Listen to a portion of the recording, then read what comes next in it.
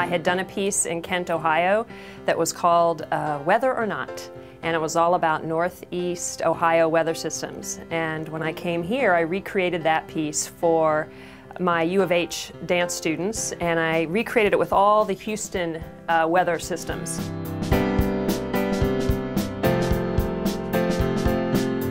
Hometown, I got a little Houston proud working on, because there were so many aspects of it that was specifically about our town, about our city.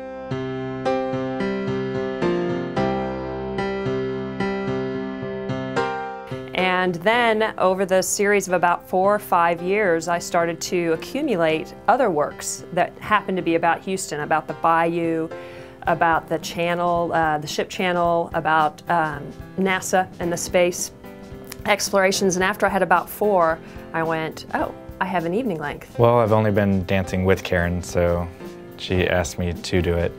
I was a little intimidated at first because it's a big piece, but she thought I would be great. So what was unique about it is that the range of activities and dance styles that I engaged in from the opening of the show until the end of the show was a huge variety of dance style, dance movement, singing, talking.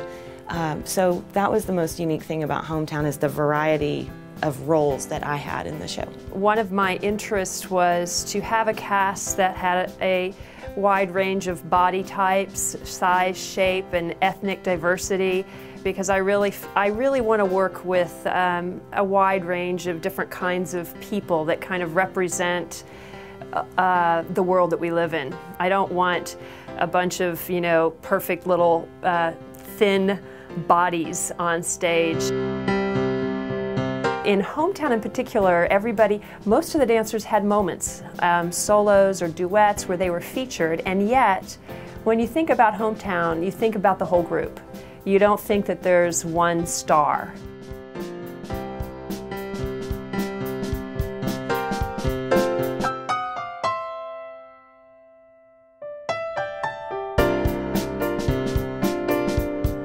I think the most engaging element for me is working in the rehearsal process with the dancers. We always start with a warm-up, and it has become set. And so that was nice. I mean, something so obvious that you would think every choreographer would do, but they didn't. And for me, that warm-up is more than a warm-up, because for me it's about all of us focusing together on one thing, kind of a quieting of the mind and bringing our energy into that space.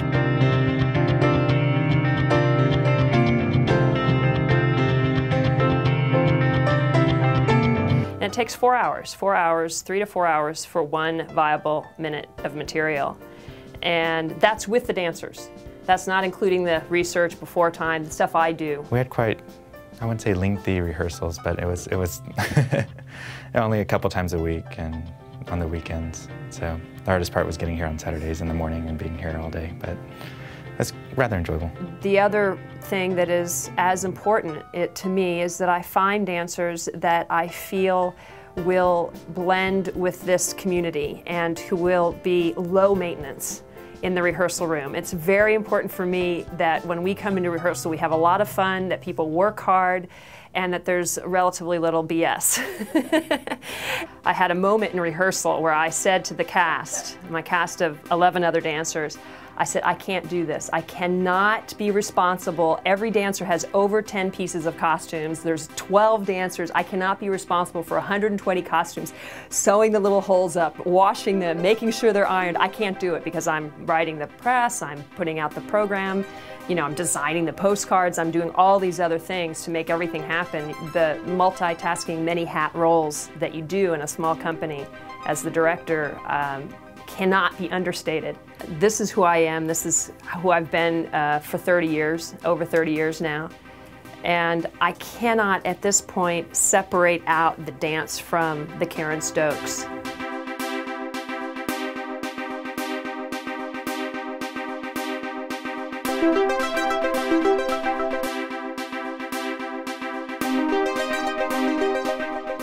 I met Karen at the University of Houston.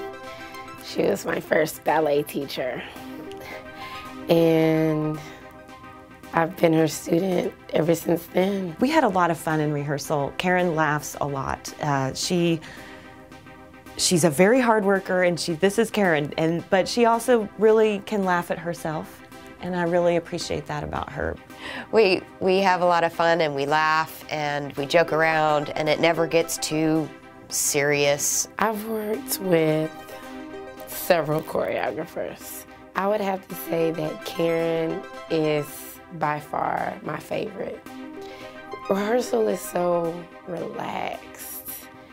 Some choreographers make it real stressful, like, we have to do this, you know, but she's not like that. She's so laid back, and she's like, oh, okay, yeah, nah, do it again, or, yeah, that looks good. I mean, it's nice. It's like a getaway. Like, if you're having a bad day at work, and you're like, well, I'll go to rehearsal and have a better day. She's so unique.